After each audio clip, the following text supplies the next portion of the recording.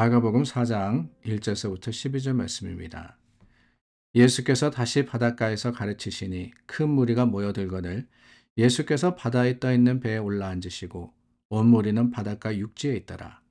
이에 예수께서 여러 가지를 비유로 가르치시니 그 가르치시는 중에 그들에게 이르시되 들으라 씨를 뿌리는 자가 뿌리러 나가서 뿌릴새 더러는 길가에 떨어지매 새들이 와서 먹어버렸고 더러는 흙이 얕은 돌밭에 떨어지매 흙이 깊지 아니하므로 곧 싹이 나오나 해가 돋은 후에 타서 뿌리가 없으므로 말랐고 더러는 가시떨기에 떨어지매 가시가 자라 기운을 막음으로 결실하지 못하였고 더러는 좋은 땅에 떨어지매 자라 무성하여 결실하였으니 30배나 60배나 100배가 되었느니라 하시고 또 이르시되 들을 귀 있는 자는 들으라 하시니라. 예수께서 홀로 계실 때에 함께한 사람들이 12제자와 더불어 그 비유들에 대하여 물으니 이르시되 하나님 나라의 비밀을 너희에게는 주었으나 외인에게는 모든 것을 비유로 하나니 이는 그들로 보기는 보아도 알지 못하며 듣기는 들어도 깨닫지 못하게 하여 돌이켜 죄 사함을 얻지 못하게 하려 함이라 하시고.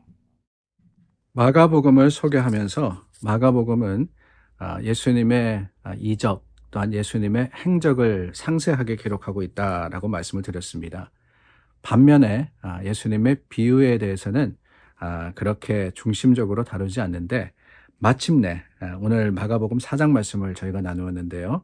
3장 지나서 4장에 가서야 이제 예수님의 비유의 말씀이 나옵니다.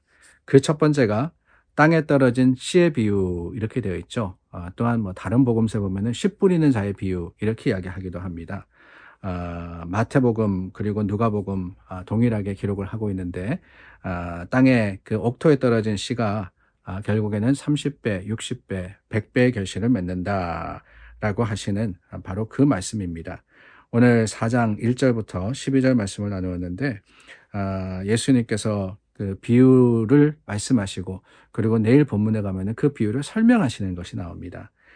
우리가 너무나도 잘 알기 때문에 사실 이 비유에 대해서 무엇을 더 말씀을 드릴까라는 참 어려운 마음이 들 정도로 이 말씀은 우리가 이렇게도 보고 저렇게도 보고 여러 가지 방향에서 이 말씀을 해석한 것을 여러분들께서 많이 들으셨을 겁니다.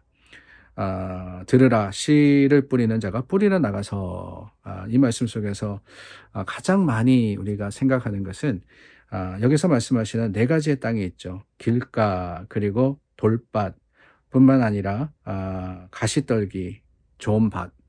우리가 말씀을 들을 때 이 씨를 뿌린다라는 것은 말씀을 우리가 듣는다라고 하는 것인데 말씀을 들을 때 우리의 마음의 밭이 어떻게 되느냐.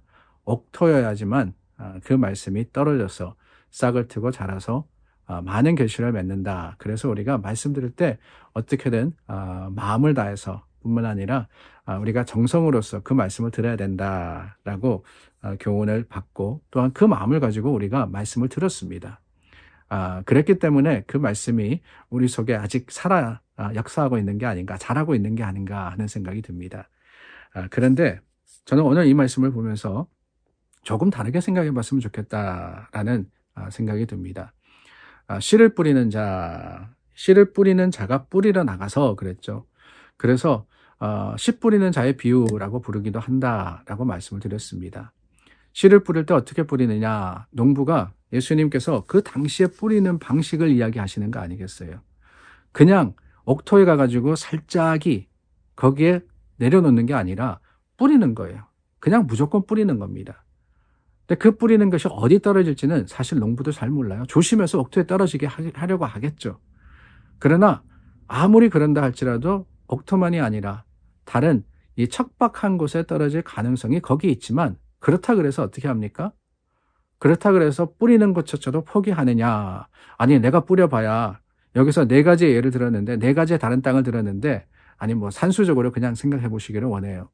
4분의 1 그러니까 75%는 다 없어지는 거지 않습니까? 그럼 25%만 남으니까 아유 그 정도면은 4분의 1이면은 뿌릴 수고할 필요가 없겠네. 그 정도밖에 옥토에 떨어지지 않을 것 같으면은 뭐 하려고 뿌려라고 생각을 한다면은 어떻습니까?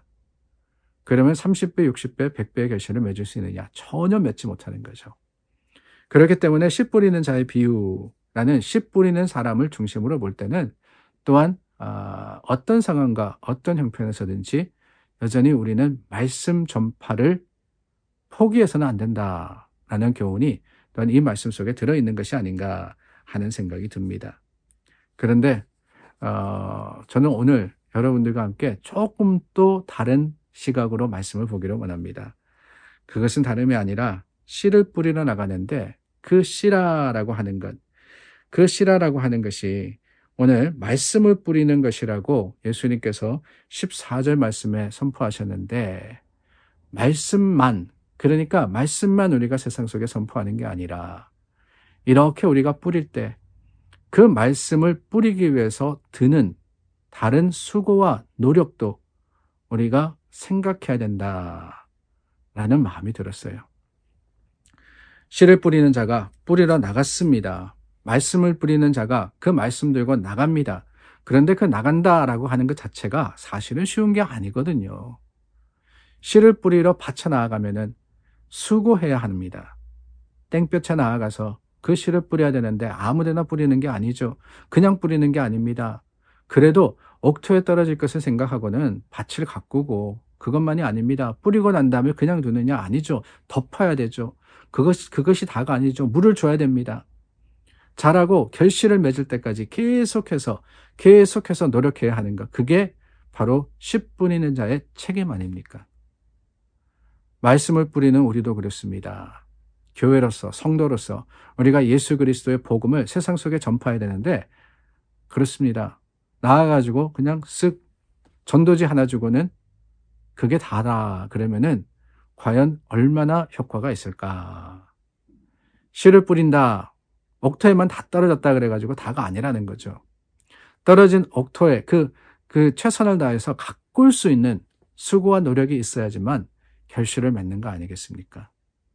그러므로 뿌린다라고 하는 것은 저는 그렇게 생각합니다. 말씀만이 아니라 시간과 수고와 노력과 어쩌면은 돈마저도 복음 전하려고 그러면 돈 써야 돼요, 여러분.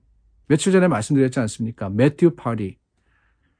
믿지 않는 사람들, 알지 못하는 이웃들을 초청하다가 예수 그리스도의 그 삶을 따르는 자들의 모습을 보여줄 때 복음이 전파된다 그랬습니다. 근데 그것도 돈 드는 거잖아요. 파티해야 되는데. 나눠야 되는 거예요. 복음 전하려면은 그냥 내가 예수 그리스도에 대해서 나는 이렇게 알고 나는 저렇게 알고 지식만 전해서는 절대로 되지 않습니다. 하다못해서 동네 믿지 않는 한 사람을 전하기 위해서 그 사람을 구원하기 위해서 커피라도 한 잔 사가지고 다가가서 예수님에 대해서 이야기하고 예수님에 대해서 증거해야 되는 것. 그게 바로 전도 아니겠습니까?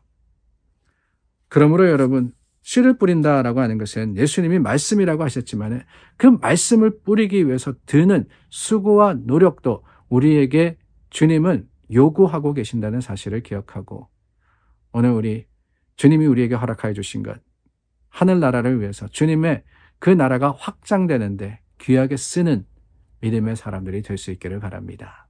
기도하겠습니다. 참 좋으신 하나님, 예수님을 전하기 위해서 오늘 우리가 최선을 다하게 하시고 그 최선의 섬김과 나눔이 있도록 허락하여 주시옵소서. 예수 그리스도 이름으로 기도드립니다. 아멘. 오늘도 우리 삶의 모습으로 예수님을 증거하고 드러내는 믿음의 사람들이 될 수 있기를 바랍니다. 기도하겠습니다.